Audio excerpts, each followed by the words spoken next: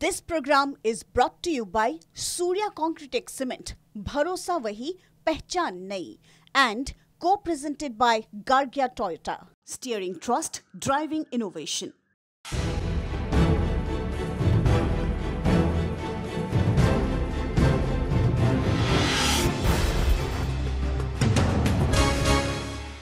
Panchayat 2025 title sponsor Surya Concretex Cement Bharosa Wahi Pehchan Nahi co-present Gargia Toyotar এই বিশেষ অনুষ্ঠানলৈ আপোনালোকক স্বাগতম জনাইছো আজি জনতাই কথা কব আজি জনপ্ৰতিনিধিয়ে তাৰ প্ৰত্যুত্তৰ দিব তেওঁলোকৰ সপোনৰ কথাবিলাক কব আহক আমি প্ৰথমতে আপোনালোকক আমগুৰিৰ এই গুটি পৰিবেশটো এবাৰ আমি কেনে ধৰণে সজোৱা হৈছে কেনেকৈ আজি প্ৰাগ নিউজৰ এই চোতাললৈ তেখেতসকল আহিছে এই গুটি কথোপকথনখিনি আপোনালোকৰ মাজলৈ লৈ যাব বিচাৰিছো আৰু আপোনালোকও এই এটা ঘণ্টা প্ৰাগ নিউজৰ সন্মুখৰ পৰা উঠি নেযাব কাৰণ আপোনালোকও বিচাৰিব যে শিৱসাগৰ কেনেকৈ সাজু হৈছে শিৱসাগৰৰ জনপ্ৰতিনিধি আৰু জনতা কিমান সচেতন মই প্ৰথমতেই বিভিন্ন দল ইয়াত উপস্থিত আছে ভাৰতীয় জনতা পাৰ্টি উপস্থিত আছে জাতীয় কংগ্ৰেছ দল উপস্থিত আছে ৰাইজৰ দল উপস্থিত আছে আৰু দল সংগঠন ইয়াত উপস্থিত আছে মই প্ৰথমতে এজন জনপ্ৰতিনিধিৰ ওচৰৰ পৰা মই আৰম্ভ কৰিব বিচাৰিছো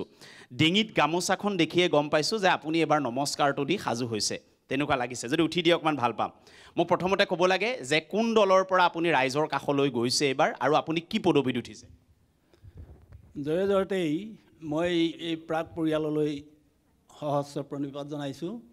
আজি এই 2025 পঞ্চায়ত নিৰ্বাচনৰ যি ৰণদংকা এই আমগুৰিত অনুষ্ঠিত হৈছে ইয়াৰ যোগেদি মই এই প্ৰাগ পৰিয়ালৰ যোগেদিয়েই সদৌ অসমবাসী ৰাইজলৈ আন্তৰিক বিহু বহাগৰ ৰঙালী বিহুৰ শ্ৰদ্ধা নিবেদন কৰিলোঁ আপুনি কোন দলৰ পৰা মই ভাৰতীয় জাতীয় কংগ্ৰেছ দলৰ বিজেপি প্ৰথমতে নামটো লৈ দিলে যে সৰি মই স্যাৰ এক কোমল আছে নে কিবা কোমলতা আছে নে কোমলতা নহয় মই মানে এইবাৰ একদম নিৰপেক্ষ আছিলোঁ এতিয়া প্ৰথমবাৰৰ কাৰণে ৰাইজৰ অনুৰোধত ৰাইটো খুব ভাল লাগিছে যে আপুনি প্ৰথমবাৰৰ কাৰণে নিৰ্বাচন বিশ্বাস কৰি ৰাজনীতি পথাৰলৈ আহিছে আপুনি জাতীয় কংগ্ৰেছ দলৰ পৰা প্ৰতিনিধিত্ব কৰিছে কংগ্ৰেছ দলৰ কি পদবীত কৰিছে আঞ্চলিক পঞ্চায়ত মানে যেটো আমি এপি মেম্বাৰ বুলি এপি মেম্বাৰ হয় ঠিক আছে একদম ফ্ৰেছ মানুহ এজন আমি পাইছোঁ যিজনে নিৰ্বাচনৰ অৱা কখ এইবাৰ আহিছে এইবাৰ তেওঁৰ বাবে কঠীয়াতলি এখন হয়নে কঠীয়াতলি হয় এতিয়া কওকচোন আপুনি নিৰ্বাচনত জনতাৰ ওচৰত গৈ কি কৈছে এটা বা দুটা বাক্য কওকচোন কি বুলি কৈছে আপোনাৰ ভোট দিব লাগিব নহয় কি বুলি কৈছে মই ৰাইজৰ আগত এটাই কাটৰ অনুৰোধ মই এইবাৰ নতুনকৈ এই ৰাজনীতিৰ প্ৰচাৰত ভৰি দিছোঁহি এই প্ৰাক মুহূৰ্ততে মই ৰাইজক অনুৰোধ কৰি কৈছোঁ যে আমাৰ জাতীয় কংগ্ৰেছ দলৰ যি পদমৰ্যাদা প্ৰথমবাৰতেই আছিল এতিয়া সেই বটবৃক্ষডাল এতিয়া আমাৰ সদৌ ভাৰতীয় জনগণে তাৰ ফল মূল ছাঁ লৈ আছে গতিকে মাজতেই পৰি কিছু ক্ষেত্ৰত সেই বৃক্ষ জুপি এই লাহে লাহে জয়পুৰি যাবলৈ ধৰি তাৰ ফল মূলো এই উৎপাদনত সৃষ্টিত অকণমান ব্যাঘাত জন্মিছে সেইকাৰণে সেই বটবৃক্ষডালকেই পুনৰ সুসজ্জিত কৰি ৰাইজৰ আগলৈ দেখুৱাই আমাৰ এই জাতীয় কংগ্ৰেছ দলৰ এই কৰ্মীসকলে সাৰ পানী যোগাই যাতে তাৰ ফল মূল সকলো জনসাধাৰণক সমানভাৱে বিতৰণ কৰি দিব পাৰে সেই কথাখিনি আপুনি কৈছে সেই উদ্দেশ্যলৈ মই জাতীয় কংগ্ৰেছ দলত যোগদান কৰি মই আগবাঢ়িছোঁ ৰাইজৰ সঁহাৰি কেনেকুৱা ৰাইজৰ সঁহাৰি মই বিপুল ভোটত জয়লাভ কৰিম বুলি মই ভাবিছোঁ বিপুল ভোটত কম ভোটত নহয় বিপুল ভোটত ঠিক আছে মই আপোনাৰ ওচৰলৈ আহিম কিন্তু মই পটককৈ ভাৰতীয় জনতা পাৰ্টিৰ ওচৰত মই চুই ল'ব লাগিব কথাটো অকণমান যদি থিয় হৈ দিয়ে ভাল হ'ব বটবৃক্ষজোপা হেনো মাজতে তেখেতে কোৱা ভাষ্যপাই কৈছোঁ খুব ধুনীয়া সাহিত্য লগাই তেখেতে কৈছে যে বটবৃক্ষজোপা মাজতে অকণমান ফল মূল উৎপাদনত কমি গৈছে বুলি কৈছে জাতীয় কংগ্ৰেছৰ বটবৃক্ষজোপা এতিয়া বিজেপিয়ে ক'ব লাগে যে একেবাৰে কমি গ'ল নেকি তেওঁলোকৰ আৰু এইবাৰ কৈছে যে বটবৃক্ষ এইবাৰ ফুলে ফলে জাতিষ্কাৰ হ'ব এইবাৰ কংগ্ৰেছ ফুলিব নেকি নিশ্চিতভাৱে আমি ক'ব পাৰোঁ তেখেতৰ নিজৰ মুখতে কৈছে যে বটবৃক্ষজোপা জয় পৰি গৈছিল ফল মূলত উৎপাদন কৰিব পৰা নাছিল আৰু নিশ্চিতভাৱে অসমৰ ৰাইজে বা ভাৰতীয় নাগৰিক হিচাপে ভাৰতবৰ্ষই সমগ্ৰ ভাৰতবৰ্ষই এইটো বিবেচনা কৰি আছে ভাৰতীয় জনতা পাৰ্টিয়ে যি কৰিছে আৰু তাৰ আগত 60 বছৰ শাসন কৰা যি কংগ্ৰেছ চৰকাৰ সেই কংগ্ৰেছ চৰকাৰৰ তুলনাত জনসাধাৰণে নিজে বিবেচনা কৰিছে। তাৰমানে আপোনালোকৰ মতে 60 বছৰত যিটো নোৱাৰিলে যোৱা 5 বছৰত কি বিজেপি চৰকাৰ দিন হৈছে নেকি? নিশ্চিতভাৱে আগতকৈ বহুত উন্নতি হ'ল। আমি মুখৰ আগতে ৰাস্তা ঘাট আপোনাক দেখুৱাব পাৰোঁ, পানী যোগানৰ কথা ক'ব পাৰোঁ, চাকৰি বাকৰি খাতিৰত কথা ক'ব পাৰোঁ। মানে পঞ্চায়তৰ অধীনত ৰাস্তা বনাইছে নেকি? পঞ্চায়তৰ অধীনতো হৈছে পেভাৰ ব্লকৰ যিখিনি ৰাস্তা, সৰু সৰু ৰাস্তা, ডাঙৰ ডাঙৰ। 5 বছৰ দগাপালাত যদি উঠাই দিওঁ 60ৰ লগত সমান হৈ গ'ল নেকি? নিশ্চিতভাৱে আমি ক'ব পাৰোঁ যে সমানে ফেৰ মাৰিব পৰা এটা অৱস্থালৈ এই 5 বছৰত, যোৱা 5 বছৰত আহিল। আৰু ঠিক আছে, কংগ্ৰেছ দলে এবাৰ লৈ লওঁ, পটককৈ লৈ লওঁ, উঠকচোন। দগাপালাত 60 আৰু ইফালে উঠাই দিছে 5, এইফালে 60 বছৰ, এইফালে 5 বছৰ, একেচাতে পেৰেলেল হৈ গ'ল বুলি কৈছে বিজেপিয়ে। মই বহু কথা নকওঁ, মই বিৰোধী দলকো সমালোচনা নকৰোঁ। মই এটা কথা ক'ব পাৰোঁ, মোক অকণমান সময় দিব লাগিব। মই আপোনালোকক প্ৰথমতে অভিনন্দন জনাইছোঁ প্ৰাজ্ঞিক। দ্বিতীয় কথা হ'ল কি, আমি হয়তো 14 চনৰ পৰা বা 16 চনৰ পৰা আমাৰ শাসনৰ গতিত নাই, এতিয়া 12 বছৰ নাই বুলি কয়। কিন্তু গণতন্ত্ৰত এটা নিয়ম আছে, গণতন্ত্ৰত মাজে মাজে পৰীক্ষা দি থৈ ক'ব লাগে, এই নিৰ্বাচনী পৰীক্ষা। কিন্তু নিৰ্বাচনী পৰীক্ষাত ইতিমধ্যে আপোনালোকে গম পাইছে যে যোৰহাট লোকসভা সমষ্টিৰ নিৰ্বাচনী পৰীক্ষাত কংগ্ৰেছ অৱতীৰ্ণ হৈছে যে বিজেপি চৰকাৰে উন্নয়নৰ এক গংগা ভাৰতবৰ্ষত বোৱাম বুলি শাসনৰ গাদী লৈ আহিছে। আৰু দ্বিতীয় কথা হ'ল কি, অত্যাদিন আয়েগা এই কথাটো লৈ আহিছে। প্ৰথম কথা, এটা কথা লৈ আহক, আপোনালোকে 14 চনত নিশ্চয় মনত আছে, এতিয়াৰ বৰ্তমানৰ বিজেপিৰ মন্ত্ৰী প্ৰশান্ত ফুকনে গৰু গাড়ী লৈ এছেম্বলিলৈ গৈছিলে, য'ত নেকি গেছৰ চিলিণ্ডাৰটো পাছত আছিলে। দুলীয়াজনৰ বিধায়কে চুৰিয়া পিন্ধি গৈছিলে, চাইকেল পিন্ধি গৈছিল, তেৰছ গোৱালাই। কিয় গৈছিল? যে সেই সময়ত পেট্ৰলৰ দাম 50 টকা হৈছে। মই বহি ক'লে বেয়া পাব নি? মই বহিয়ে ক'ম। পেট্ৰলৰ দাম 50 টকা হৈছে, গতিকে আমি পেট্ৰলৰ দাম কমাম। আমাৰ হ'ল কি হেৰিয়ে যে অসমৰ পৰা আমি 16 মে'ত, 14 চনৰ 16 মে'ত আমি তালিটোপাল বা বিদেশী পঠিয়াম ইয়াৰ পৰা। তৃতীয় কথা কৈছিলে যে আমি কি কৰিম, যে সেইটো কৰিম। দ্বিতীয় কথা হ'ল 2 কোটি নিবনুৱা ভাৰতবৰ্ষত সমাধান কৰিম। এইবোৰ পাৰিলে নে নাই? মই চবৰ ওচৰলৈ যাব লাগিব, এইখিনি পাৰিলে নে নাই? নিশ্চয় নাই পোৱা। এতিয়া আপোনালোকে অসমত তেতিয়া 23 লাখ হেৰি আছিলে, নিবনুৱা আছিলে, এতিয়া 33 লাখ হ'ল। 1 লাখো তেখেতলোকে কমপ্লিট কৰিব পৰা নাই। 10 লাখৰ ঠাইত আমিওতো 10 লাখ পাওঁ, নাপাওঁ জানো? 14 যদি 2 কোটি হয়, অসমীয়া আমি 4 লাখ পাওঁ। আমাৰ ধৰক 4 লাখ নিবনুৱা, 10 লাখ নিবনুৱা অসমৰো সমাধান হ'ব লাগে। কিন্তু হ'ল জানো? আপোনালোকে এইটো আশা কৰি আছে নি যে হৈ যোৱা এটা বছৰৰ আগৰ লোকসভা নিৰ্বাচনৰ যিটো ৰিজাল্ট গৌৰৱ গগৈ নেতৃত্বত আপোনালোকে পালে, সেইটোকে বকচাত বান্ধি এইবাৰ পঞ্চায়ত পাব নেকি? মই ভাবিছোঁ যে ৰাইজে এইটো নিৰ্ধাৰণ কৰিব, ৰাইজৰ মাজলৈ। এতিয়া কথাটো হ'ল কি, যে মিঠাতেলৰ বটল যে পিন্ধি গৈছিলে,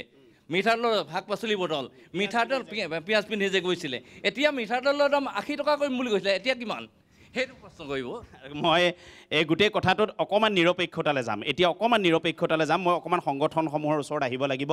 দলে দলৰ কথা ক'ব আৰু ইটো দলে সিটো দলে তুলনামূলক বিশ্লেষণ দিব। নিৰপেক্ষ বুলি আমি সংগঠন আৰু সাংবাদিকসকলক সদায় তোলা চানলিলৈ আলোঁ। মোৰ লগত মহেন্দ্ৰ দা আছে। মহেন্দ্ৰ দা, এই গোটেই কথাটোত আপুনি উঠিলে আচলতে মোতকৈ বহুত ওখহে হৈ যায়। একো নাই কথা নাই। আপুনি এই কথাটোৰ লগত একদম চমু প্ৰতিক্ৰিয়া কি কয়? কাৰণ পঞ্চায়তক মহাত্মা গান্ধীয়ে, জাতিৰ পিতাই গ্ৰাম্য স্বৰাজ বুলি কয়। তেওঁ সপোন দেখিছিলে যে পঞ্চায়তে গ্ৰাম্য গোটেই অৰ্থনীতিটো লৈ আহিব বুলি তেওঁ সপোন, হ'ল নহ'ল বাদ দিয়ক, তেওঁ ভাবিছিল। এতিয়া হৈছে নাই? আচলতে এনেই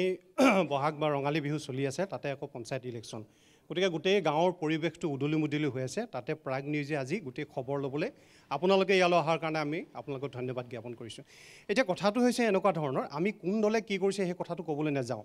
আমি মাত্ৰ এইটো কথা ক'ব বিচাৰিম যে যিহেতু পঞ্চায়ত ইলেকশ্যনটো এটা প্ৰাথমিক পৰ্যায়ৰ এটা ইলেকশ্যন, যাক আমি প্ৰাৰ্থীজনক একেবাৰে ওচৰতে পায় ৰাইজে। গতিকে কথা হ'ল কি, প্ৰাৰ্থীজন প্ৰথমতে দক্ষ হ'ব লাগিব, তেওঁ এজন দায়িত্বশীল ব্যক্তি হ'ব লাগিব, আৰু তেওঁ এজন যোগ্য প্ৰাৰ্থী হ'ব লাগিব। তেতিয়াহে পঞ্চায়তৰ কামবোৰ হ'ব। দক্ষ এইটো কাৰণে হ'ব লাগিব যে চৰকাৰে যিবিলাক আঁচনি দিব, সেই আঁচনিবিলাক সফল ৰূপায়ণ কৰিব পাৰিব লাগিব। কাৰণ বিগত সময়ত আমি দেখিছোঁ পঞ্চায়তত বহুত খেলিমেলি হৈছে। পঞ্চায়ত গোটেই ব্যৱস্থাটোত একেবাৰে তেওঁলোকে শেষ কৰি পেলাইছে। মোক এটা কথা মই মাজত আপোনাক ইণ্টাৰফেয়াৰ কৰিম আপোনাক, যে এই যে কংগ্ৰেছৰ 2014লৈকে আমি দেখিলোঁ পঞ্চায়ত মোটামুটি আৰু অকণমান দীঘলীয়া হৈছিল তেওঁলোকৰ দিনত। তাৰপিছত আমি বিজেপিক পালোঁ। এই যে আপুনি এইমাত্ৰ ক'লে যে খেলি মেলি হৈছিল, কোনোবা দলে প্ৰতিশ্ৰুতি দি আহিছিল যে এই খেলি মেলিবিলাক বন্ধ কৰিম, আমি খেলি মেলি কৰাক জেলত ভৰাম, খেলি মেলি কৰাটো ভাল কৰিম, চিজিল কৰিম। এইটো দেখিলে নাই? নাই, এইটো এনেকুৱা কথা হৈছে, কথাটো হৈছে কি আমি এজন নাগৰিক হিচাপে বা আমি দলৰ সংগঠনৰ এটা সামাজিক সংগঠনৰ দায়িত্বত আছোঁ কাৰণে আমি এই কথাটোৱে বিচাৰিম যে আমি সদায় উন্নয়ন বিচাৰিম, উন্নয়নৰ দিশে আমি যাম। কিন্তু কথাটো এনেকুৱা হৈছে যেতিয়া আমি দল সংগঠন হিচাপে আমি চৰকাৰৰ ভাল কথাটোক আমি সমৰ্থন বা সহযোগিতা জনাম আৰু যিটো ভুল কৰিব তাক আমি ক্ষুৰ্ধাৰ সমালোচনা কৰিম। কিন্তু এতিয়াৰ অৱস্থাটো এনেকুৱা হৈছে যে আমি সেইখিনি কৰিবলৈ যাওঁতে এনেকুৱা এটা অৱস্থা হৈছেগৈ অসমৰ যে বিৰোধী এটা শক্তি, গণতন্ত্ৰত বিৰোধীটো শক্তিশালী এটা বিৰোধী লাগে, কিন্তু বিৰোধীৰ অৱস্থাটো কি হৈছে এতিয়া দুখ লগা অৱস্থাটো এইটো হৈছে যে বিৰোধী ঐক্যবদ্ধ হ'ব পৰা নাই। আচল কথাটো আপুনি গম পাইছেনে? বিৰোধী ঐক্যবদ্ধ হ'ব পৰা নাই। গতিকে আমি যে কিবা এটা কৰিব পাৰিম সেইটো কিমান ধৰণৰ আমি যে সফল হ'ব পাৰিম সেই কথাটো কিন্তু সন্দেহ আছে। ঠিক আছে, মই আৰু এজন ব্যক্তিৰ মই লৈ ল'ব বিচাৰিম, আপোনালোকৰ ফালৰ পৰা মই আপোনাৰে লৈছোঁ। এইটো বৰ ডাঙৰ কথা এটা কৈছে যে আমি বৰ্তমান থকা চৰকাৰখনৰ ভুল ত্ৰুটিবিলাক কথা আমি কওঁ বাৰু, কিন্তু গোটেই কথাটো কৰিব লাগিব নিৰ্বাচনৰ জৰিয়তে। কথা কোৱাটো এটা বেলেগ আৰু নিৰ্বাচন সম্পূৰ্ণ বেলেগ। এইমাত্ৰ মহেন্দ্ৰ দাই যিটো কথা কৈছে যে বিৰোধী ঐক্যবদ্ধ নহ'ল, কিন্তু একেটা সময়তে যোনে শাসন কৰি আছে তেওঁলোকে কিন্তু এটা ঐক্যবদ্ধতাৰ পৰিৱেশ ৰচনা কৰিছে, তেওঁলোকৰ যিকেইটা দল আছে। গতিকে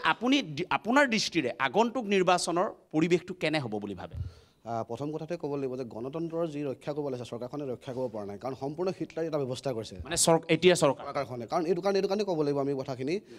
যে আমি যেতিয়া দল সংগঠনৰ আমি বিষয়টো চাওঁ যে প্ৰতিবাদ কৰিব নোৱাৰি প্ৰথম কথা, কাৰণ খুবৰ বহিঃপ্ৰকাশ হ'ল প্ৰতিবাদ, আৰু প্ৰতিবাদ কৰিলে হয়তো তেখেতলোকে এংকুৱাৰী কৰে বা জেলত দিয়ে। দ্বিতীয় কথাটো হ'ল নিৰ্বাচন কোন সময়ত পাতিব লাগিছিলে, এতিয়া পঞ্চায়ত নিৰ্বাচন, তেখেতলোকে পঞ্চায়ত নিৰ্বাচনটো পিছুৱাই থৈছে চৰকাৰখনে, কিন্তু এতিয়া তেখেতে বাধ্যত পৰি তেখেতলোকে পঞ্চায়ত নিৰ্বাচন কৰিবলগীয়া আছে। লগত 2 নম্বৰ কথাটো হ'ল যে 2014 চনত তেখেতে যি প্ৰতিশ্ৰুতি দিছিলে, নিবনুৱা, 15 লাখ, বানপানী সমস্যা, জনজাতিকৰণ, এই সমস্যাবিলাক তেখেতে প্ৰতিপালন কৰিব নোৱাৰাৰ বাবে আজি তেখেতলোকে নিধি সংশোধন কৰি পিনি পঞ্চায়তৰ লগত আঁতৰাই দিবলগীয়া আছে। হয়তো বিজেপি বা কংগ্ৰেছে তেখেত ল'ব লগাব পৰা নাই, কাৰণ এই ব্যৱস্থাটো কিয় কৰিবলগীয়া হৈছে? কাৰণ তেখেতে ভয় খাইছে, ৰাইজৰ মাজত ভয় খাইছে যে ৰাইজে হয়তো এই চিহ্নবিলাক সময়তো মানে বিভেদগামী সৃষ্টি হ'ব। আপুনি এই কথাবিলাক বৰ্তমান চৰকাৰখনক কৈ আছে? হয়, নিশ্চয়, কাৰণ এই কথাখিনি আমি ক'ব লাগিব। আৰু লগতে আমি এই চৰকাৰখনক কিয় আগবাঢ়ি আনিছিলোঁ যে 2014 চনত পৰিৱৰ্তনৰ কথা কৈছিলে, যে আচলতে সেই হ'ল নাই চৰকাৰ এতিয়ালৈকে পোৱা নাই। কাৰণ আপুনি যদি চাই সম্পূৰ্ণ 8 দিন আমাৰ কাৰণে নহ'ল, আচলতে 8 দিন তেখেতলোকৰ কাৰণে হ'ল। ঠিক আছে, আহিম। কথাবিলাক লাহে লাহে ওলাবলৈ লৈছে, কিন্তু আমি মাজে মাজে আপোনালোকক চিনাকি কৰাই যাব লাগিব আৰু তেওঁলোকৰ কথাবিলাক শুনি যাব লাগিব। কি সপোন দেখি আহিছে এইবাৰ? মোৰ কাষত এগৰাকী ৱাৰ্ড মেম্বাৰ, হয়নে বাইদেউ? থিয় হৈ দিব নেকি? মোৰ বাবে সুবিধা হ'ব। আপুনি এইবাৰ এগৰাকী ৱাৰ্ড সদস্যা হিচাপে এইবাৰ আহিছে। কি বুলি ৰাইজৰ পদূলিৰ ওচৰত গৈ পেলাই কৈছেগৈ? কাৰণ আপোনালোকৰ ওপৰতেতো আশা কৰি ভোটটো মাৰিব, মই মাৰিম, ৰাইজে মাৰিব, সকলোৱে মাৰিব। কি বুলিনো আপোনাক দিব? কাৰণ চাওক, যিখিনি ৰাইজ কোনো অশিক্ষিত নহয় বা কোনো নজনা নহয়। ইয়াৰ আগত আলোচনা হৈ গৈছে যে ক্ষমতাৰ বিকেন্দ্ৰীকৰণ আৰু মহাত্মা গান্ধীৰ যি স্বৰাজৰ কথা কৈছে, এই গ্ৰাম্য স্বৰাজৰ সম্পূৰ্ণ সপোন আছে আমাৰ পঞ্চায়তত। গতিকে পঞ্চায়তৰ আটাইতকৈ ক্ষমতাৰ বিকেন্দ্ৰীকৰণৰ আটাইতকৈ সুচল মঞ্চখনে হৈছে ৱাৰ্ড সদস্যা। গতিকে আটাইতকৈ শক্তিশালী পাৰ্টিও হৈছে ৱাৰ্ড সদস্যা। গতিকে প্ৰতিজন ভোটাৰৰ কাষত মই এটা কথাই কৈছোঁ যে মহাত্মা গান্ধীৰ যি গ্ৰাম্য স্বৰাজ, সেই গ্ৰাম্য স্বৰাজক যদি আমি সবলৰূপে প্ৰতিষ্ঠা কৰিব লাগে, গ্ৰাম্যক যদি আমি আমাৰ নিজৰ ৱাৰ্ডটো, নিজৰ গাঁওখন যদি আমি যদি ক্ষমতাৰ বিকেন্দ্ৰীকৰণৰ যদি আমি সহায় লৈ উন্নত কৰিব লাগে, তেনেহ'লে এগৰাকী সুদক্ষ প্ৰাৰ্থী লাগে। মই নিজকে এইটো ক'ব নাযাওঁ যে মই সুদক্ষ। আপুনি আগত উঠিছিল নেকি? হয়, আগত উঠি জিকিছে নে হাৰিছে? জিকিছোঁ। আগত ৰাইজে মোক যিহেতু ভোট দি জিকাইছে, গতিকে কিছুমান কাম কি দলত আছিলে আপুনি? মই তেতিয়া ভাৰতীয় জনতা পাৰ্টীৰ পৰা প্ৰক্ষেপিত প্ৰাৰ্থী হিচাপে মই নিৰ্বাচনত জিকিছিলোঁ, আৰু এইবাৰ মই নিৰ্দলীয় প্ৰাৰ্থী হিচাপে উঠিছোঁ। গতিকে এতিয়া মোক এটা কথা কওকচোন, আপুনি এই যে আপুনি কৰিলে নে নাই নাজানো, মানে দুৰ্নীতি, এই জব কাৰ্ড কেলেংকাৰী, এই হিতাধিকাৰী কেলেংকাৰী, এই কেলেংকাৰীবিলাক আমি পঞ্চায়ত লেভেলৰ পৰাই দেখোঁ। বিধায়কৰ কথা বাদেই দিয়ক, আমি দেখা পাওঁ, বৰ আশাৰে কৰা হয়। গতিকে তেনেকুৱা ধৰণৰ কেলেংকাৰীৰ কথাবিলাকে স্পৰ্শ আপোনালোকক কৰে নে নকৰে? তেনেকুৱা কেলেংকাৰীয়ে ক'ৰবাত কোনোবা ৱাৰ্ড সদস্যই হওক বা পঞ্চায়তৰ সভাপতিকে হওক ক'ৰবাত স্পৰ্শ কৰি যায় বুলি ময়ো শুনা পাওঁ। আপোনাৰ দিনত আপোনাৰ ৱাৰ্ডত তেনেকুৱা উত্থাপন হৈছিল নেকি? তেনেকুৱা সেই উত্তৰটো মোক জনতাই দিব, কাৰণ মই তেনেকুৱা কোনো কাম কৰিছোঁ বুলি মই নাভাবোঁ, আৰু মোৰ স্বজ্ঞানে হোৱা সুস্থ মগজুৱে তেনেকুৱা কামত মই কেতিয়াও ভৰি নিদিওঁ, কেতিয়াও নকৰোঁ। কিন্তু ৰাইজ আছে, ৰাইজে সেই কথাখিনি ক'ব। আৰু মই য'ত এতিয়া থিয় হৈ আছোঁ, এইটোৰ যেতিয়া লালিম চাপৰি গাঁও পঞ্চায়ত আছিল, পুৰণা প্ৰখ্যাত যেতিয়া আমগুৰি সমষ্টি আছিল, তাৰ লালিম চাপৰি গাঁও পঞ্চায়তৰ 4 নং ৱাৰ্ড আছিল। কিন্তু বৰ্তমান যিজন আমাৰ আমগুৰি সমষ্টিৰ বিধায়ক আছিল প্ৰতিভা হাজৰিকা ডাঙৰীয়া, তেখেতৰ অন্তৰ্গত যি ভূঞাহাট গাঁও পঞ্চায়তৰ 9 নং ৱাৰ্ডত মই প্ৰতিনিধিত্ব কৰিব গৈছোঁ। গতিকে যদি মই সেই সময়ত যি দুৰ্নীতি বা দুৰাচাৰৰ যদি মই আশ্ৰয় ল'লোহেঁতেন, তেন্তে নিশ্চয় নিৰ্দলীয় প্ৰাৰ্থীৰূপে মোক ৰাইজে প্ৰক্ষেপিত নকৰিলেহেঁতেন। গতিকে মোৰ বিশ্বাস আছে, ৰাইজৰ বিশ্বাস আৰু আস্থাক জয় হৈ মই জয়ী হ'ব পাৰিম। আৰু এটা কথা সুধি মই সামৰণি পেলাম আপোনাৰ পৰা, নিৰ্দলীয়টো নামান্তৰ নেকি তাৰপিছত দললৈ গুচি যাব নেকি এনেকুৱা থাকে নেকি সেইটো সময়ে ক'ব কাৰণ ৰাইজে যেতিয়া মোক নিৰ্দলীয় হিচাপে বিচাৰিছে গতিকে মই ৰাইজৰ কাষত মই হিচাপে থিয় দিব বিচাৰোঁ আৰু ৰাইজৰ সহযোগিতা মই হিচাপে বিচাৰোঁ কোনো খুব ভাল লাগিছে এটা কথা তেখেতৰ কথাখিনি খুব স্পষ্ট আৰু তেখেতে এই সাহসটো যিটো কৰিছে যে মই নিৰ্দলীয়ভাৱে উঠিছোঁ আৰু মই যোৱাবাৰ কামৰ খতিয়ান লৈ ৰাইজে মোক ভোট দিব মই ধন্যবাদ জনাইছোঁ আপুনি বহক মই সময় পালে আহিম তেখেতে সেই সাহসটো দেখুৱাইছে যে মই কাম ভাল কৰিছিলোঁ কাৰণে মোক এবাৰ ভোট দিবই লাগিব কাৰণ ভাল কামৰ মানুহকে ভোট দিয়া হয় মই আৰু এগৰাকী বাইদেউৰ লগত অকণমান কথা পাতিম ডিঙিত গামোচা যেতিয়া আপুনি চাগে প্ৰতিনিধিয়ে মই ৱাৰ্ডত হৈছে ৱাৰ্ড পাতিছে ঠিক আছে আপুনি কওকচোন আপুনি প্ৰথম কথা অভিজ্ঞতাটো কেনেকুৱা প্ৰথম উঠিছে নে আগত উঠিছে আগত উঠিছিলোঁ তেতিয়াহ'লে আপুনি পুৰণা আৰু আপুনি জানে তে ৰাইজৰ ওচৰলৈ যাওঁতে আপোনাক আদৰি লৈছে নে কি কওকচোন অকণমান আদৰি লৈছে জ্যেষ্ঠজনৰ আশীৰ্বাদ পাইছোঁ কনিষ্ঠজনৰ মৰম আৰু সহকৰ্মীসকলৰ মৰম পাইছোঁ ৰিজাল্টটো বাৰু 11 তাৰিখে দিব আজিয়ে মোক এনে আপুনি কওকচোন আপুনি জিকিব নে হাৰিব বুলি ভাবে আপোনাৰ হৃদয়ে কি কয় মনে কি কয় কামে কি কয় মই তেনেকৈ জিকিম হাৰিম বুলি ক'ব নোৱাৰোঁ কাৰণ ৰাইজে যি কয় আৰু তাতে হ'ব সেই বিশ্বাসটো অন্তৰত থাকিব লাগিব এজন প্ৰতিনিধিৰ যে আপুনি যদি যোৱাবাৰ ভাল কাম কৰিছিল নিশ্চয় আপোনাক আদৰি ল'ব যোৱাবাৰ মানে কি হ'ল মই 6টা ভোটত হাৰিছিলোঁ এইবাৰ আকৌ মোক ৰাইজে মাত্ৰ 6টা ভোটত হাৰিছিলোঁ এইবাৰ ৰাইজে মোক আগবঢ়াইছে মই ৰাইজৰ ছাপোৰ্টতে উঠিছোঁ এইবাৰ 6টা ভোটটো পূৰ হ'ব নাই ৰাইজক বুজাইছে নাই পূৰ হ'ব বুলি ভাবিছোঁ কি হয় চাওঁ ঠিক আছে মানুহটো একেখিনিয়ে আছে সেইখিনি মানুহেই দিব একেখিনিয়ে ঠিক আছে মই আহিবৰ বাবে যত্ন কৰিম পুনৰবাৰ মই অকণমান ইয়াত অন্যান্য দল মই ৰাইজৰ দলৰ প্ৰতিনিধি আছে নেকি ঠিক আছে বাইদেউ কাৰণ আমি য'ত এই মুহূৰ্তত উপস্থিত আছোঁ দৰ্শকসকল প্ৰিয় যিসকল দৰ্শকে প্ৰাগ নিউজ চাই আছে যে এই সমষ্টিটো আমগুৰি সমষ্টি চবেই জনাজাত এটা সমষ্টি কিন্তু এই আমগুৰি সমষ্টি এতিয়া গোটেই আমগুৰি সমষ্টিটো এটা অন্তৰ্ধান কাৰণ আমগুৰি সমষ্টি নাজিৰালৈ লৈ গ'ল শিৱসাগৰলৈ লৈ গ'ল আমগুৰি নাই এতিয়া গতিকে আমগুৰি নাইকিয়াৰ পিছত ইয়াত ৰাইজৰ দলৰ পতনটো যিহেতু কাষৰ পিৰালি চুকতে ৰাইজৰ দলৰ শিৱসাগৰত বিধায়কজন আছে ইয়াত ইম্পেক্ট বা প্ৰভাৱ কেনেকুৱা পৰিছে সেইটো মই প্ৰতিনিধিজনৰ ওচৰলৈ গ'লে গম পাম ৰ'ব আপুনি কিহত উঠিছে এনে ক'ব পাৰিব নেকি মানে ৰাইজৰ দলক কি পদবীত উঠিছে আঞ্চলিক পৰিষদৰ সদস্য হিচাপে এইবাৰ প্ৰাৰ্থিত্ব আগবঢ়াইছোঁ ডাঙৰ পদবী এইটো পঞ্চায়তত এতিয়া কওকচোন এইবাৰ প্ৰথম নে আগতো উঠিছে এইবাৰ মোৰ প্ৰথম ৰাজনীতি জীৱনৰ প্ৰথমখন মানে যুঁজ দিবলৈ আৰম্ভ কৰিছোঁ এইটো আপোনাক আমাৰ তৰফৰ পৰা প্ৰথম কাৰণে শুভেচ্ছা জনাইছোঁ প্ৰধানকৈ আপুনি নাৰী এগৰাকী 50% সদায় পঞ্চায়তত আসন সংৰক্ষণৰ কথা কৈছে নাৰীক গতিকে আপোনাক শুভেচ্ছা জনাইছোঁ কওকচোন ৰাইজৰ আশীৰ্বাদ কেনেকৈ পাইছে ৰাইজৰ আশীৰ্বাদ মানে ক'বলৈ গ'লে একদম বিৰাটেই ভাল আশীৰ্বাদ দিছে ৰাইজৰ দলে 3টা কথা কওক মোক কি প্ৰতিশ্ৰুতি লৈ ৰাইজৰ ওচৰলৈ গৈছে ৰাইজৰ দলে যিখিনি আমাৰ যিটো মানে পঞ্চায়তৰ যিখিনি দুৰ্নীতি হৈ আছে সেই দুৰ্নীতি যাতে মই জয়ী হৈ পিনি সেইখিনি যাতে পূৰ কৰিব পাৰোঁ বিভিন্ন ধৰণৰ আঁচনি ক্ষেত্ৰতে হওক বা ৰাস্তা ঘাট ইত্যাদি ক্ষেত্ৰতে হওক বিভিন্ন ধৰণৰ মানে সমস্যা দেখিছোঁ এই সমস্যাখিনি যাতে মই ভৱিষ্যতে পূৰ কৰিব পাৰোঁ তাৰে প্ৰতিশ্ৰুতি লৈছোঁ আপুনি মানে এইটো কথা কৈছে যে ইয়াৰ আগত যোনসকল আছিল তেওঁলোকে দুৰ্নীতি কৰিছিল হয় নিশ্চয়কৈ প্ৰতিটো পঞ্চায়ততে হয় কিন্তু মানুহে খোলাকৈ ক'বলৈ ভয় কৰে কিন্তু প্ৰতিটো পঞ্চায়ততে এইটো হয় আপুনি যি আঞ্চলিক পঞ্চায়তত উঠিছে ইয়াত কোন জিকি আছিল যোৱাবাৰ কোনটো দল যোৱাবাৰ এজিপি আছিল আপোনাৰ মতে দুৰ্নীতি হৈছিল নিশ্চয়কৈ হৈছিল কাৰণ মোৰ ঘৰৰ কাষৰ মানুহখিনি যেতিয়া মই এতিয়া ধৰক মই কেম্পেইনিঙত গৈছোঁ যে তেওঁলোকে যেতিয়া কয় এইটো নাপালোঁ এনেকুৱা হৈছে মানে কিয় হৈছে এনেকুৱা ধৰণৰ বহুত ধৰণৰ মানে তথ্য আছে মানে সেইখিনি লৈ আগবাঢ়িছোঁ আৰু যাতে মোৰ পঞ্চায়তটো এটা আদৰ্শগত যাতে পঞ্চায়ত মই গঢ়ি তুলিব পাৰোঁ আপোনাৰ কি পঞ্চায়ত মোৰ ভূঞাহাট পঞ্চায়ত বৰ ডাঙৰ কথা এটাৰে আমি বিৰতিলৈ যাব লাগিব বিৰতিৰ পিছত সেই ডাঙৰ কথাটোৰ আমি সিটো মূৰৰ পৰা আমি আৰম্ভ কৰিম তেওঁ য'ত উঠিছে যিগৰাকী প্ৰাৰ্থী বাইদেউ য'ত উঠিছে সেই পঞ্চায়তত ইয়াৰ আগত দুৰ্নীতি হৈছিল এই কথাবিলাকৰ কাৰণে আমি আহিছোঁ ৰাইজৰ চোতাললৈ দুৰ্নীতি হৈছিল বুলি কৈছে গতিকে দুৰ্নীতি হৈছে নাই ইয়াত অসম গণ পৰিষদৰ তেওঁলোকৰ কাৰ্যকৰ্তা আছে আমি এই মুহূৰ্তত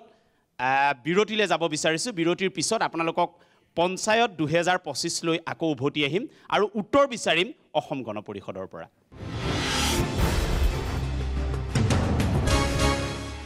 বিৰতিৰ পিছত আপোনালোকক পুনৰ স্বাগতম জনাইছোঁ আৰু আপোনালোকে সকলোৱে জানে ইতিমধ্যে আমাৰ বিৰতিৰ পূৰ্বৰ খণ্ডটো আপোনালোকে চাইছে যে পঞ্চায়তৰ কথা জানিবৰ বাবে প্ৰাগ নিউজ আহিছোঁ আজি ঐতিহ্যমণ্ডিত শিৱসাগৰ জিলাৰ আমগুৰি সমষ্টিত এই মুহূৰ্তত উপস্থিত আছোঁ আৰু পঞ্চায়ত 2025ত আজি ৰাইজে কথা কৈছে যিসকল জনপ্ৰতিনিধি তেওঁলোকে উত্তৰ দিছে কি সপোন লৈনো তেওঁলোক আহিছে এই কথাবিলাকৰ বাবে বিৰতিৰ সিটো পাৰে এটা কথাত আমি এৰিছিলোঁ কথাটো আছিল দুৰ্নীতিৰ কথাত এৰিছিলোঁ কথা এটা কৈ লওঁ মই যাম উত্তৰ বিচাৰি অসম গণ পৰিষদৰ ওচৰলৈ যিখন জিলাত মই এই মুহূৰ্তত থিয় হৈ আছোঁ এই জিলাখনত পঞ্চদশ বিত্ত আয়োগৰ যিটো পইচা কেন্দ্ৰৰ পৰা দিয়ে পঞ্চদশ বিত্ত আয়োগত তাৰ ২৭খন জিলালৈ দিছিলে ২০২০ৰ পৰা ২০২৪লৈ সমগ্ৰ অসমৰ এই ২৭খন জিলাৰে শিৱসাগৰ জিলাও পইচা পাইছিলে কিন্তু এটা ডাটা দি থওঁ আপোনালোকক ৪১ কোটি টকা এই শিৱসাগৰ জিলাই পঞ্চদশ বিত্ত আয়োগত খৰচা কৰিব নোৱাৰিলে ইয়াত কাম নাই নেকি নাছিল নেকি উন্নয়ন ৪১ কোটি টকা এতিয়াও পৰি আছে অসম গণ পৰিষদৰ মোৰ প্ৰতিনিধিৰ লগত মই অকণমান কথা পাতিম আপোনাৰ লগতে পাতিম অকণমান থিয় হৈ দিলে সুবিধা হ'ব সিফালে কৈছিলে যে দুৰ্নীতি হৈছে প্ৰধানকৈ আমগুৰি পঞ্চায়ত এখনৰ কথা কৈছিল আমিতো বাহিৰৰ পৰা আহিছোঁ আপুনি কওক কি দুৰ্নীতি হৈছিল সৰ্বপ্ৰথমে মই প্ৰাগ নিউজৰ চেনেললৈ ধন্যবাদ জনাইছোঁ দুৰ্নীতি কৈছে পঞ্চায়তত মইতো বুজি পোৱা নাই পঞ্চায়তৰ যিখিনি গাইডলাইন সেই গাইডলাইনৰ মতে এটা সীমাৰ ভিতৰত থাকে আজি চাওক জব কাৰ্ডৰ যিটো পইচা আহে এইটো কেন্দ্ৰীয় চৰকাৰৰ পৰা আহে তাত দুৰ্নীতি কোনো নাথাকে জব কাৰ্ড হোল্ডাৰে কাম কৰে আৰু জব কাৰ্ড হোল্ডাৰে একাউণ্টত পইচা সোমায় কোনো সেইটো খাব নোৱাৰে কিন্তু আপুনি চাব এটা কাম যেতিয়া লাখ টকীয়া কাম এটা 1ৰ পৰা ধৰি লওক 5 লাখ 10 লাখ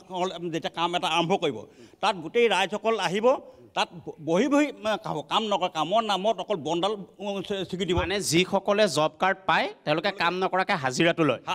লয় আৰু দুৰ্নীতি ৰাইজসকলেই কৰে আৰু তাৰ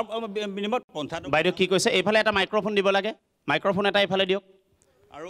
গত আমি পঞ্চায়তত না আপুনি এটা শেষ বৰ বাক্য এটা ক'লে মোৰ ইয়াত চুই গ'ল দুৰ্নীতি সকলোৱে কৰে বুলি ক'লে নহয় দুৰ্নীতি কৰে ৰাইজেই কৰে কিন্তু বদনামটো হয় পঞ্চায়তসকলক পঞ্চায়তৰ আসনখনে হৈছে দুৰ্নীতি তাৰমানে চকীখনে দুৰ্নীতি হিচাপে হেৰি কৰে কিন্তু আমি আপুনি এতিয়া দুৰ্নীতি কাক কৈছে যোনে জব কাৰ্ড হোল্ডাৰ নে আপুনি জনপ্ৰতিনিধি নহয় মই কৈছোঁ যে জব কাৰ্ড হোল্ডাৰসকলে কাম কৰে কাৰণ কামৰ গ্ৰাম্য উন্নয়নৰ কাৰণে টকা পইচাখিনি আহে কিন্তু সেই পইচাখিনি ৰাইজৰ মাজত ৰাইজে কাম কৰি নিজৰ ৰাস্তাটো নিজেই বনাই ল'ব লাগে নিজৰ পদ্ধতিটো নিজেই বনাই ল'ব লাগে সংগঠনখিনিয়ে কথাখিনি মন কৰিব দেই কি কৈ আছে আহিব আপুনি চাব আপুনি তাত আহি পিনে বহি থাকিব আৰু জব কাৰ্ড হোল্ডাৰ নামত এনেকুৱা হ'ব মানুহজনৰ নামত জব কাৰ্ড থাকিব মই এটা কথা কওঁ তেওঁ যিটো কথা জব কাৰ্ডৰ যিটো কথাটো কৈছে আমাৰ আগতে লালিম চাপৰি পঞ্চায়তৰ আছিলে জব কাৰ্ডৰ এগৰাকী মই নিজে কৰ্মী নিজৰ মানে কোৰ লৈ পিনে নিজে মই ৰাস্তা চাফা কৰা মানুহ আজিলৈকে সেই পইচাটো ময়ে নাপালোঁ আৰু এটা এই আবাহতে আৰু এটা কথা কওঁ মানে পইচাটোৱে নাপালে মই আজিলৈকে মই নাই পোৱা মই পুৰা কাম জব কাৰ্ডৰ আপুনি কিয় সোধা নাই সচিবক পইচা ক'লৈ গ'ল আপোনাৰ তেওঁলোকে কয় নাই অহা কিবা এনেকৈ থাকে তাৰপিছত আৰু এটা কথা কওঁ এই চেগতে আৰু সেইটো হৈছে টেকনিকেল কথা তেওঁলোকে নাজানো কিন্তু আমি লক্ষ্য কৰোঁ মই আৰু এটা কথা কওঁ ৰ'ব মই আৰু এটা ক'বলৈ দিয়ক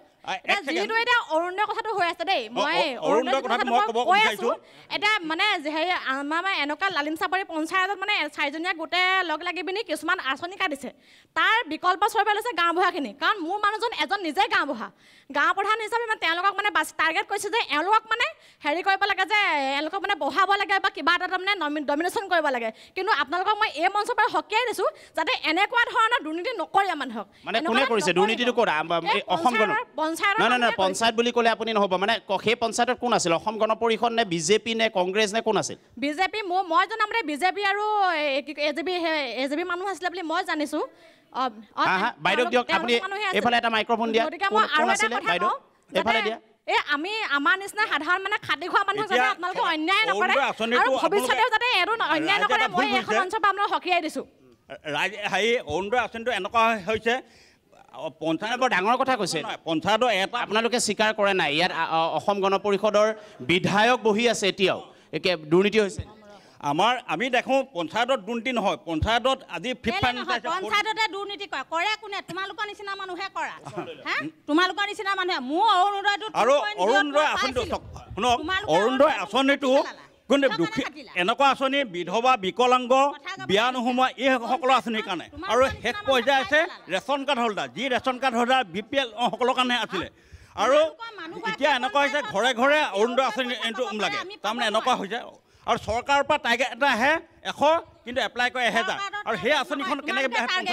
মানে আপোনালোকে এইটো ক'ব বিচাৰে নেকি যে ইয়াত অসম গণ পৰিষদৰ বিধায়ক আছে প্ৰতিনিধি হ'ল ব্যৰ্থ হ'ল নেকি তেওঁলোকে নোৱাৰিলে নেকি আপুনিয়ে ক'লে যে আপুনি অৰুণোদয় নাই পোৱা পাইছিলোঁ কাটি দিলে নে পাইছিলোঁ মই দিম যিসকল পুৰণা হেৰি অৰুণোদয় আঁচনি তেখেতসকলে এই লিষ্টখন পোৱাৰ পিছত এতিয়াও এই মাহৰ পইচাটো সোমাল নে তেওঁলোকে কওকচোন বাৰু কোনে ক'ব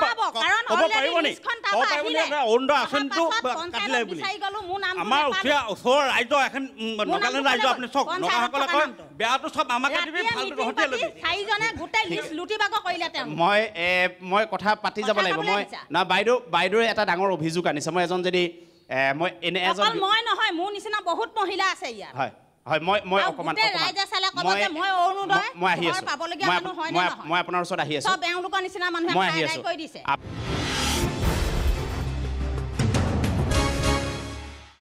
যিজন মানুহ মই চিনাকি কৰাই দিছোঁ সকলোৱে জানে যে আমগুৰি নৱনিৰ্মাণ সমিতি এতিয়ালৈকে ২৭টা কেছ উচ্চতম ন্যায়ালয়ৰ মজিয়ালৈকে তেখেতসকলে লৈ গৈছে আৰু তেখেতে মই এটা চমুকৈ আপোনাৰ পৰা প্ৰথম জানিম তাৰপিছত মই দীঘলীয়াকৈ ল'ম তেখেতে এটা ডাঙৰ কথা কৈছে যে জব কাৰ্ডৰ কথা এটা কৈছে আপুনি নিজে RTI মাৰি ডাল পাত কৰি দিলে যে ভুৱা জব কাৰ্ড শিৱসাগৰ চৰাইদেউ গোলাঘাট আৰু যোৰহাটত দপদপাই আছে lakh lakh job card holder আছে আপুনি এই কথাটো কওক এইটো 600 কোটি টকা কেলেংকাৰী সংঘটিত 600 হয় এটা যিজন ব্যক্তিৰ নাম বিনোদ গগৈ নেকি মই বিনোদ গগৈ হ'ব পাৰে তেওঁ এগেইনষ্ট মই এফআইআৰ লজ কৰি থৈছোঁ CM ভিজিলেন্সত এইজন মানুহৰ বিপৰীতে মই দি থৈছোঁ এফআইআৰ তেওঁৰ নাম আছে আঞ্চলিক পঞ্চায়তৰ কিবা আছিল এফআইআৰ লজ কৰি থৈছোঁ আপুনি এতিয়া যিজনে ক'লে তেওঁৰ বিপক্ষে এফআইআৰ দি থৈছে এফআইআৰ দি থৈছোঁ CM ভিজিলেন্সত কি কাৰণে দিলে ভুৱা জব কাৰ্ড আৰু উজনি অসমৰ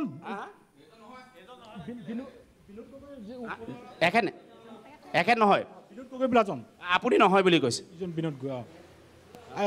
নামটি দল পঞ্চায়ত আঞ্চলিক মেম্বাৰ আছিলে মানে ইয়াৰে আমাৰ আমগুৰি সমষ্টি আছিলে আমগুৰি উন্নয়ন খণ্ড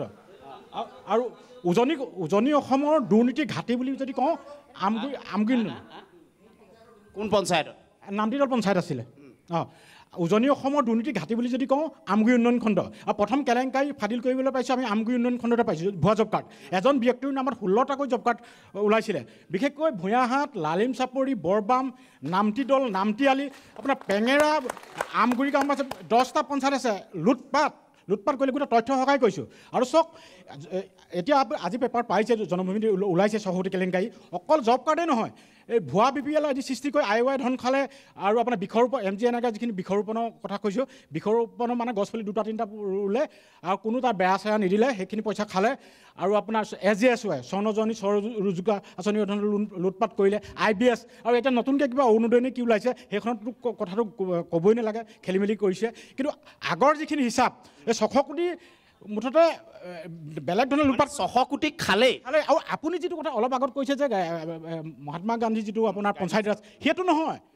এতিয়া বিৰাপন্নৰ যিটো সপোন সেই সপোনটো পৰিণত কৰিব খুজিছে কিছুমান প্ৰতিনিধিয়ে জনপ্ৰতিনিধিয়ে মহাত্মা গান্ধীৰ নামটো বদনাম কৰা হ'ব বা নামটো চোৱা কৰা হ'ব কিন্তু এটা বিৰাপন্নলৈ পৰিণত হৈছে গোটেই ছিষ্টেমটো আৰু আমি এটা ধ্বংস কৰিব লাগিব আৰু ধ্বংস কৰা মূলতে এতিয়া আগন্তুক যিটো নিৰ্বাচন আহি আছে এটা ৰাইজে ধ্বংস কৰিব পাৰিব লাগিব বিৰাপন্ন সপোনটো আৰু প্ৰকৃত গান্ধীজীৰ যিটো সপোন সেইটো ৰূপায়ণ কৰিব পাৰিব লাগিব আৰু মোৰ ওচৰত যিখিনি তথ্য আছে বা আপোনালোকৰ হাততো তথ্য আছে এই তথ্যখিনি এইটোৱে কৈছে যে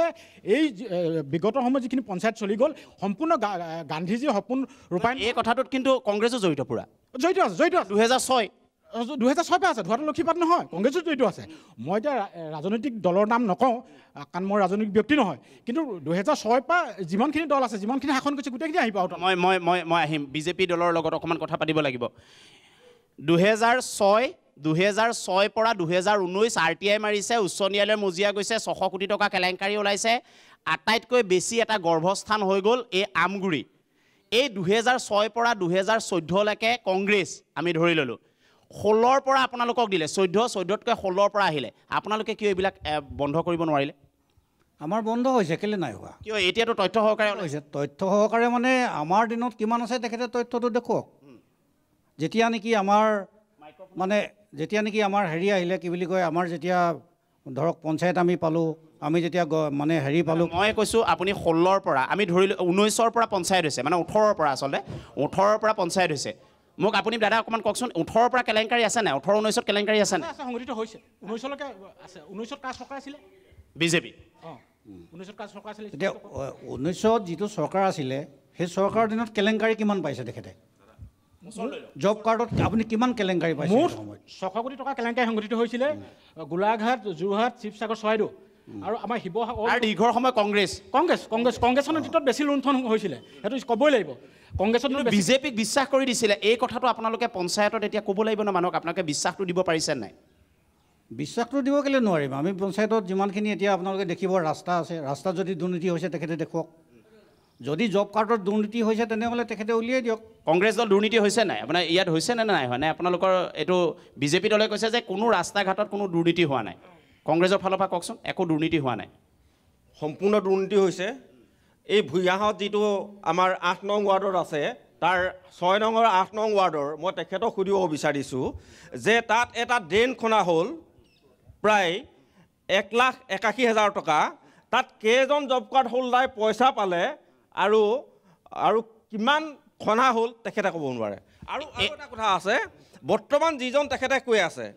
আৰু তেখেতেও জানে, তেখেতে স্পষ্টীকৰণ ইতিমধ্যে দিছে তেখেত জড়িত নাছিলোঁ বুলি কৈছে, কিন্তু প্ৰতিখন পেপাৰত প্ৰতিটো নিউজতে ওলাই আছে যে অৰুণোদয় আৰু জব কাৰ্ডত তেখেতেই হৈছে ভূঞাহাট পঞ্চায়তৰ 1 নম্বৰ। মানে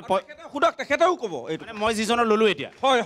কিহত 1 নম্বৰ? এতিয়া তেওঁ ৰাজহুৱাভাৱে মিডিয়াৰ ওচৰত মানে কিহত 1 নম্বৰ কৈছে, তেখেতে অৰুণোদয় আৰু হিতাধিকাৰী 2 নম্বৰ কৰাৰ ক্ষেত্ৰত তেখেতে মেইন বুলি ইতিমধ্যে ওলাই আছে, আমি কোৱা নাই। এইটো ৰাজহুৱাভাৱে ওলাইছে আৰু এইটো পৰ্টেলত নিউজত ওলাইছে, সকলো নিউজতে বৰ্তমান তেখেতে দুৰ্নীতি কৰিছে, তেওঁৰ নাম জড়িত সম্পূৰ্ণ দেৱ বৰুৱা। তেখেতে নিজে স্বীকাৰ কৰিছে। এতিয়াও মই লাইভ দেখাই দিম, পৰ্টেলৰ লাইভ এতিয়াও দেখাই দিম। তেখেতে স্বীকাৰ কৰিছে যে মই নহয়, মোৰ নামটো এনেই আহিছে, আৰু কোন কোন নাম তেখেতে নিজে কৈ দিছে। মই বিৰতি ল'ব লাগিব, মই আহি আছোঁ। আপুনি মাইক্ৰফোন হাতত ৰাখক, আপুনি হাতত ৰাখক। 2025 পঞ্চায়ত 2025 আমগুৰিৰ যিটো পৰিৱেশ এয়া দেখিছে, স্পষ্টভাৱে কৈছে যে লুণ্ঠন কৰা দুৰ্নীতি কৰা মানুহ আজি আমাৰ এই অনুষ্ঠানত আছে বুলি কংগ্ৰেছে অভিযোগ আনিছে। উত্তৰ তেখেতে দিব, বিৰতি লৈ লওঁ, বিৰতিৰ পিছত তেখেতে উত্তৰ দিব যে তেখেত লুণ্ঠন কৰা ব্যক্তি হয় নে নহয়, ইয়াৰ উত্তৰ দিব। কাৰণ কংগ্ৰেছে পোনপটীয়াভাৱে আনিছে, এটা অনুষ্ঠান লাইভ কভাৰেজ হৈ থাকোঁতে তাত এই কথাখিনি আনিছে। গতিকে ইয়াৰ উত্তৰ পঞ্চায়ত 2025 বিৰতি সিটো পাৰে লওঁ।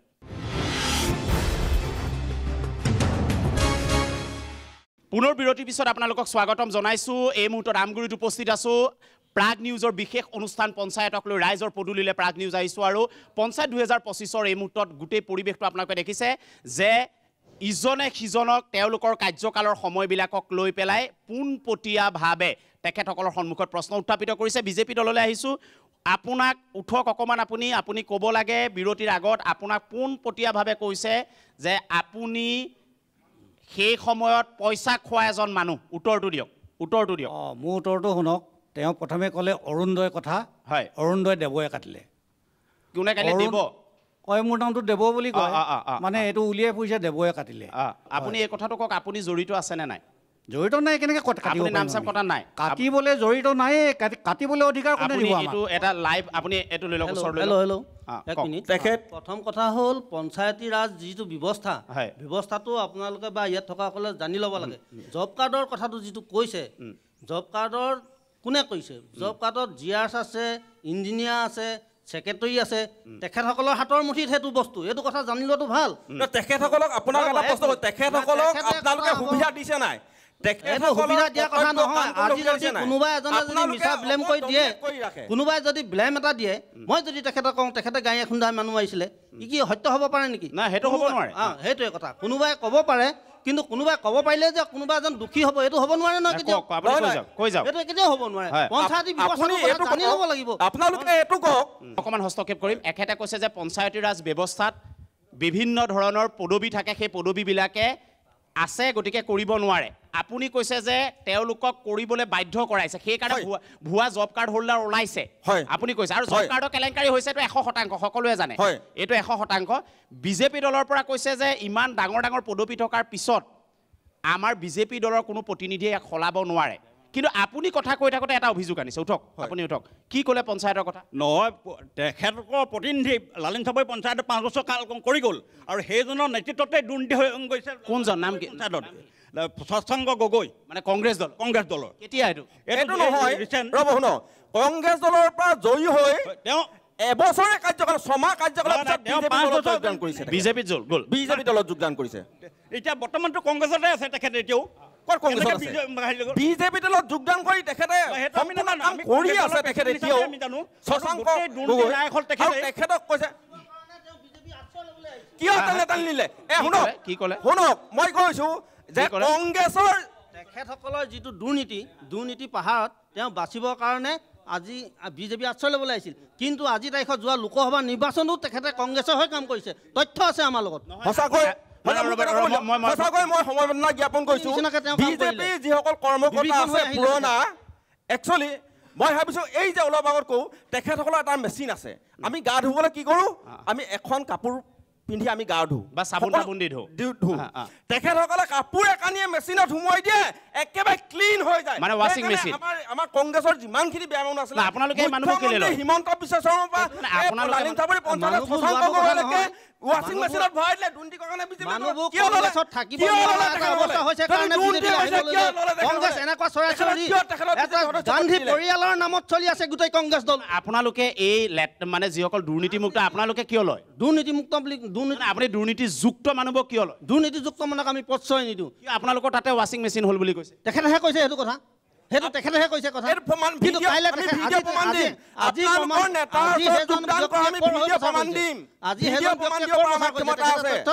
মই বুজি পোৱা নাই আপোনালোকে দুৰ্নীতিযুক্ত মানুহবোৰক লয় কিয় মই বুজি নাপাওঁ লয় কিয় আপোনাক কৈছোঁ মানুহৰ কিহৰ অভাৱ মোক কওকচোন বিজেপি দলে কিহৰ অভাৱ আপোনালোকে লুটুৰি পুটুৰি কৰিব বুলি আমি ভাবিছিলোঁ চৰিত্ৰ সলনি হ'ব পাৰে এতিয়া খেদিলে নে আছে আমাৰ দলত নাই এতিয়া কংগ্ৰেছৰ কাম কৰি আছে এতিয়ালৈকে যোগদান কৰা নাই আমাৰ হিন্দী খানি আছে সেইটো কথা ক'বলৈ আমি ক'ব নোৱাৰোঁ সেইটো তেখেতসকলৰ ধৰ্ম এতিয়া বিজেপি এটা ধৰ্ম আছে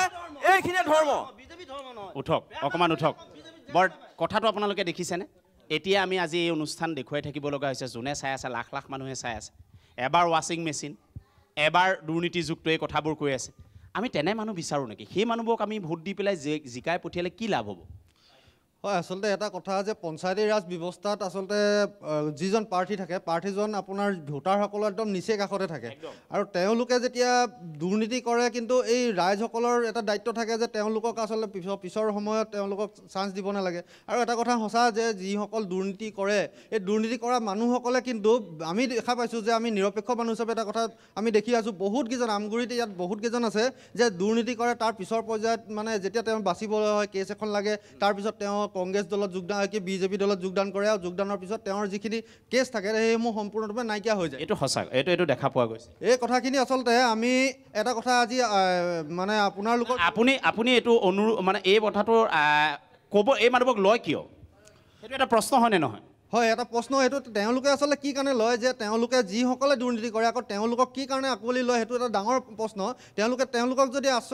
প্ৰশ্ৰয় নিদিয়ে তেতিয়াহ'লে আচলতে সেই মানুহকেইজনে পুনৰ দুৰ্নীতি কৰিবলৈ আচলতে এই সাহসটো নকৰিব সেয়ে আমি তেওঁলোকৰ প্ৰতি অনুৰোধ যাতে এই মানুহসকল যিসকল নতুনকৈ আকৌ জনপ্ৰতিনিধি হিচাপে তেওঁলোকে আগবাঢ়ি আহে তেওঁলোকক যাতে চাই চিতি তেওঁলোকৰ তেনেকুৱা মানুহ যাতে আপুনি কি ক'ব এই কথাটোত কওকচোন আমি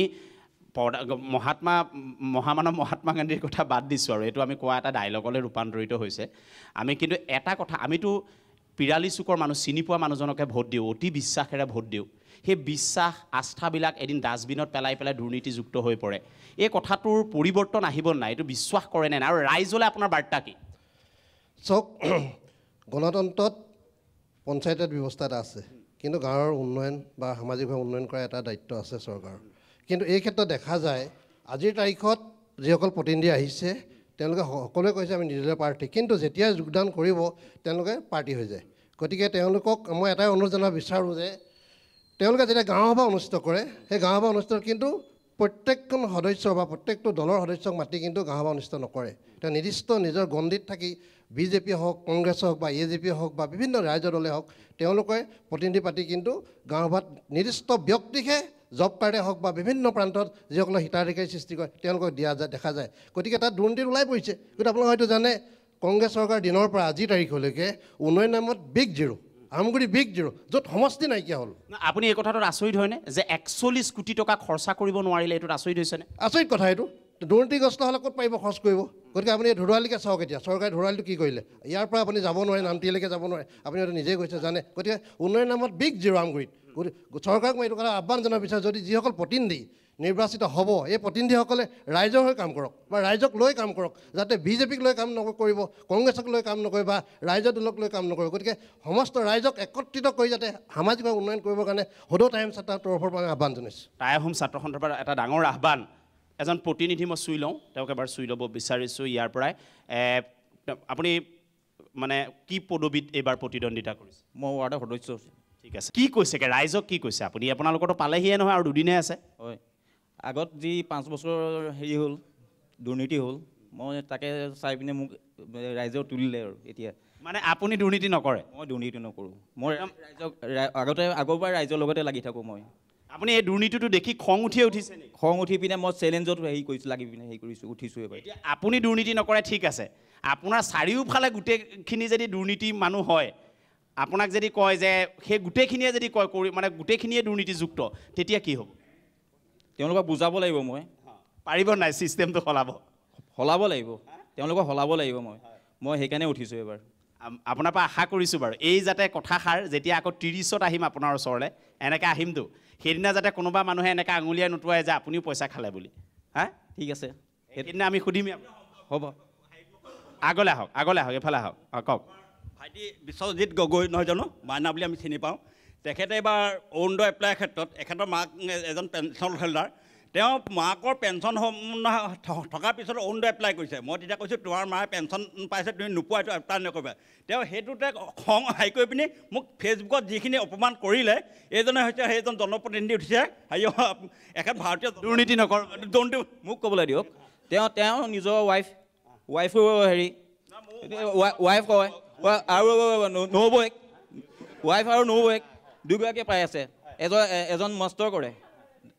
এই কথাবিলাক আচলতে কিয় ওলাইছে জানে? এই কথাবিলাক তৃণমূল পৰ্যায়ত হৈ আছে। পঞ্চায়তত এতিয়া তেওঁৰ ৱাইফৰ কথা ক'লে, এইফালে মাকৰ কথা ক'লে, 2 মিনিটৰ আগত কৈছে মই সামৰিবলৈ মই আপোনাৰ ওচৰলৈ আহিম, কিন্তু আমি একেবাৰে ব্যক্তিগত যিটো চৰ্চা এইটোলৈ নাযাম। কিন্তু এই কথাবোৰ পঞ্চায়তত আশা নকৰে যে জানো আমি পঢ়া শুনা কৰা মানুহে এইবাৰ পঞ্চায়তত আহিছে, অৰুণোদয় কোনে পাব লাগে কৈ আছে, তাৰপিছতো আমি লুকাই চুৰ কৰি অৰুণোদয়, লুকাই চুৰ কৰি আমি প্ৰধানমন্ত্ৰী আৱাস যোজনা এনেকুৱাবিলাক কথাৰ বাবে যাত্ৰা কৰোঁ। কিন্তু আমি আশা কৰিছোঁ এইবাৰ নতুনখিনি যিসকল আহিছে তেওঁলোকে এটা পৰিৱৰ্তন আনিব। আমি বিৰতি ল'ব লাগিব, বিৰতিৰ পিছত আকৌ আহিম উভতি।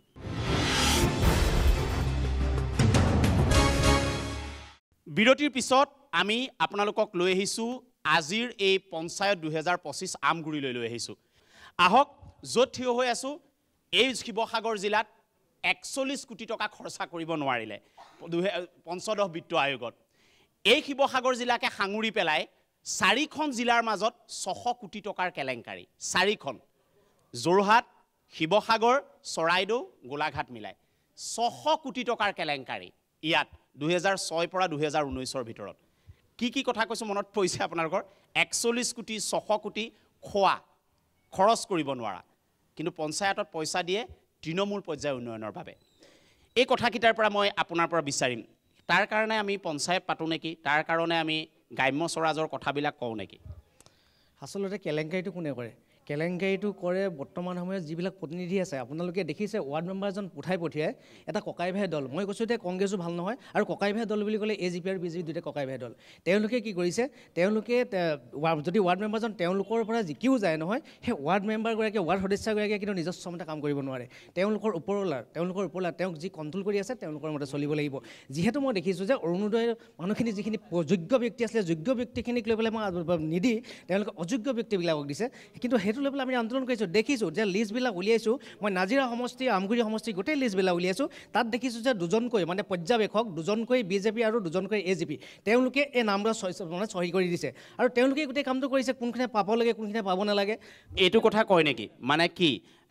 পাবলগীয়া মানুহে নাপালে নেকি? পাবলগীয়া মানুহে নাই পোৱা। বহু ক্ষেত্ৰত দেখিছোঁ, গতিকে এইটো তথ্য সহকাৰে ওলাবগৈ যে তেওঁলোকৰ পৰিয়ালৰ ঘৰত 3জনকৈ পোৱা দেখা গৈছে, কিন্তু যোগ্য যিখিনি পাব লাগে সেইখিনি হিতাধিকাৰী কিন্তু পোৱা দেখা নাই। তেওঁলোকে এনেকুৱা আঁচনিবিলাক পৰিয়ালকেন্দ্ৰিক কৰিছে। তেওঁলোকে এতিয়া কৈ থাকে যে কংগ্ৰেছে দুৰ্নীতি কৰিছে। আমি কৈছোঁ কংগ্ৰেছটো এটা আনাকুণ্ডা, কিন্তু এই AGP BJP লগ লাগি এই যিটো দলে যিটো যে এইটো মানে এটা 10টা আনাকুণ্ডাৰ লিখীয়া যদি কংগ্ৰেছটো অজগৰ হয় SB BJPটো আনাকুণ্ডা গতিকে আহ্বান জনাইছোঁ আপোনালোকে এই যি আগন্তুক নিৰ্বাচন আছে যদি মই গোটেই আমগুৰি সমষ্টিৰ মানুহখিনিক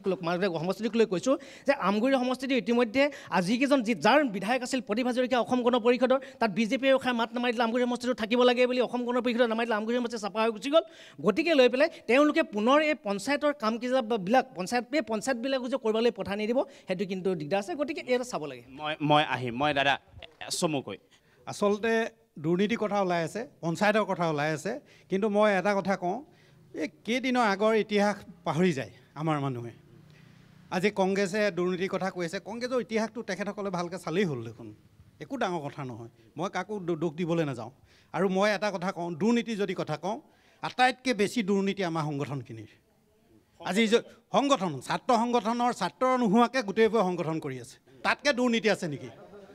ছাত্ৰ সংগঠন ছাত্ৰ নোহোৱাকৈ কৰি আছে তাতকৈ দুৰ্নীতি আছে নেকি কওকচোন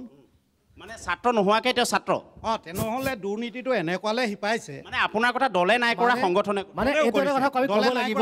যে এই যিকেইটা দল আছে দলবিলাকক আমি দেখিছোঁ আমগুৰি সমষ্টিটো অসমৰ মানচিত্ৰৰ পৰা কটন কৰি দিলে যে অসম গণ পৰিষদ দলেই হওক বিজেপি হওক কোনোবাই এখন মাত মতা আমগুৰি চালি কিন্তু দেখিলোঁ আমগুৰি সকলো দল সংগঠনে আমগুৰি সকলো দল সংগঠনে প্ৰতিবাদ কৰিছোঁ আৰু দল সংগঠন 10টাকৈ ৰেহাই লৈ পেলাই বৰ্তমান আমি কোৰ্টলৈ অহা যোৱা কৰি আছোঁ তেতিয়া তেওঁলোকে ওপৰলৈ ভৰি চেলেকিবৰ বাবে ওপৰলৈ তেওঁলোকে আশীৰ্বাদ পাবৰ বাবে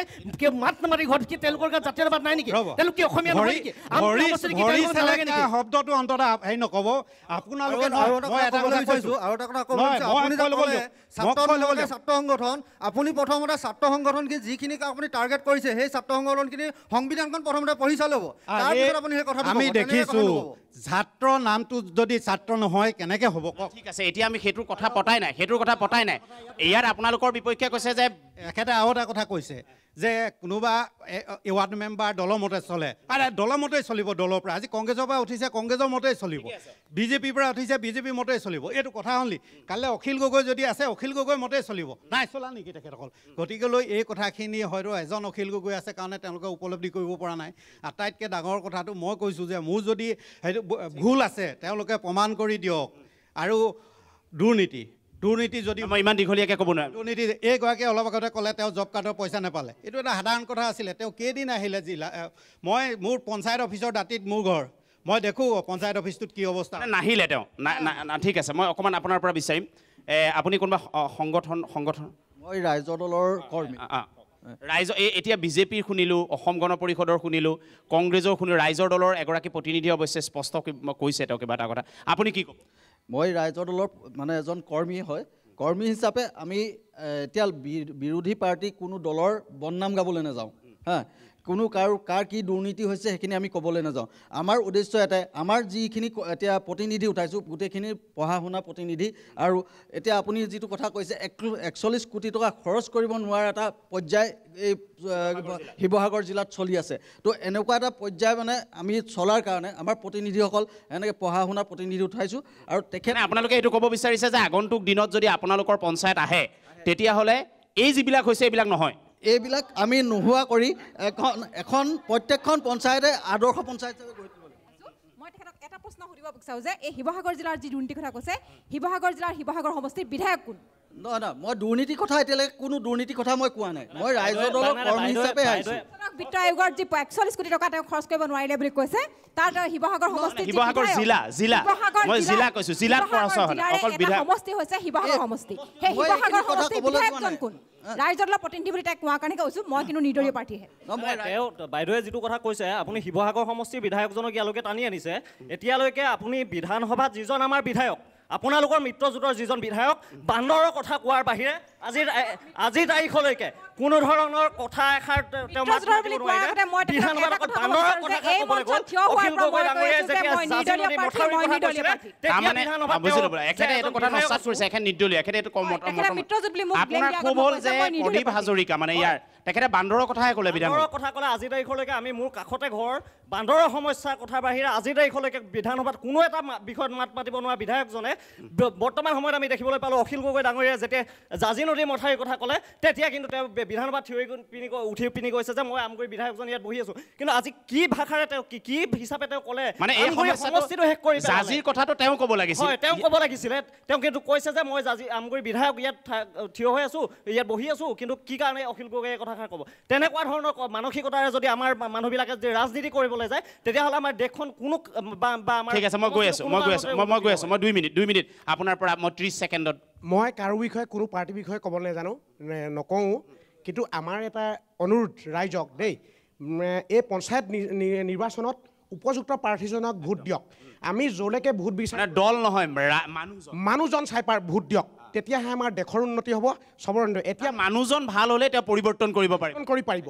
আজি আমি ইমান দিন জব কাৰ্ড কৰিলোঁ এজনে কৈছে বন ঝুকিছে আপোনালোকে গৈ পেলাই তাত দেখিব পাৰে যে বহাগৰ বিহু আহিব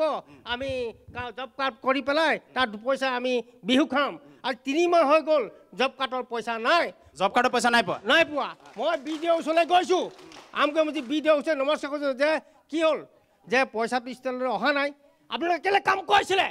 ষ্টেটলৈ যদি পইচা অহা নাই আপোনালোকে কেলৈ কাম কৰিছিলে দৰিদ্ৰ সীমা ৰেখাম ৰাইজক সেই ৰাইজখিনিয়ে যদি আমি ভোট নিদিওঁ আজি কদ্দাৰ আমাৰ লগত বহুত ৰাইজ আছে যিখিনি আমি মানে আপোনালোকে জব কাৰ্ড কৰাৰ পিছত পইচা পোৱা নাই 3 মাহ হৈ গ'ল মই বিডিঅ ওচৰলৈ গৈছোঁ বিডিঅ কৈছে ষ্টেটলৈ পইচা অহা নাই তেতিয়াহ'লে আপোনালোকে কাম কেলৈ কৰাইছিলে তেতিয়া আজি বিহু মহেন্দ্ৰ দা 30 second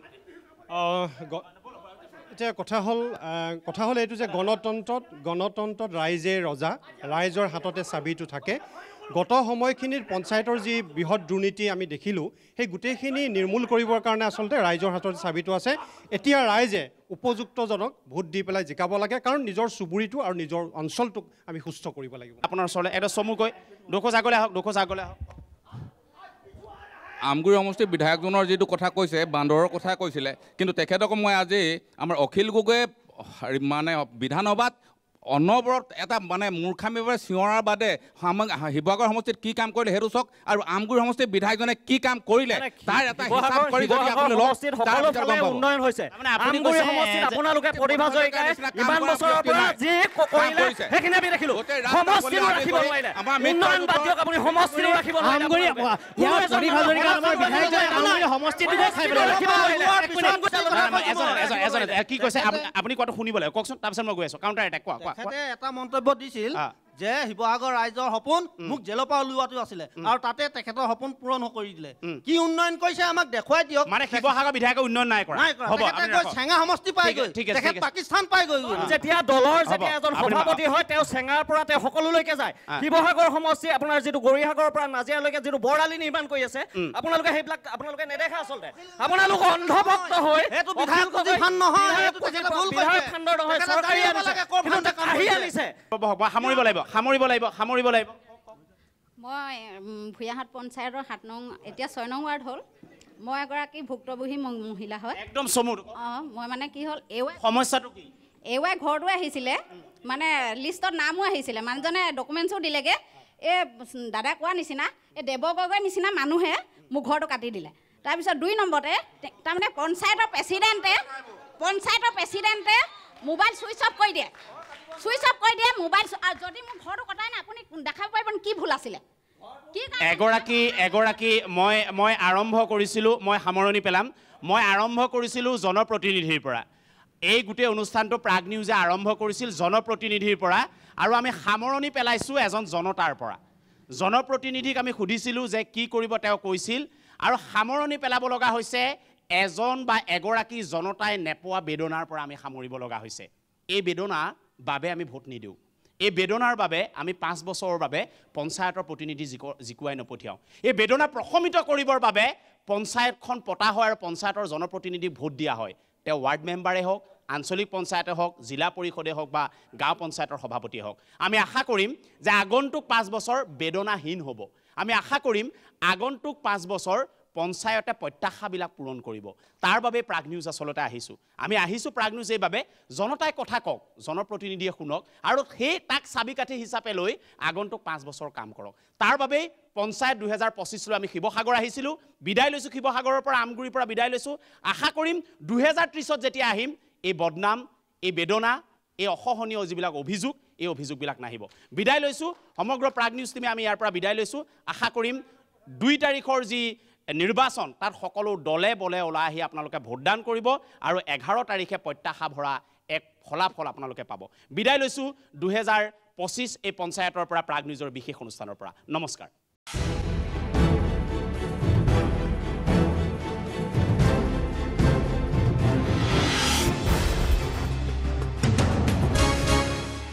This program was brought to you by Surya Concretex Cement, Bharosa Wahi, Pehchan Nahi, and co-presented by Gargia Toyota, steering trust, driving innovation.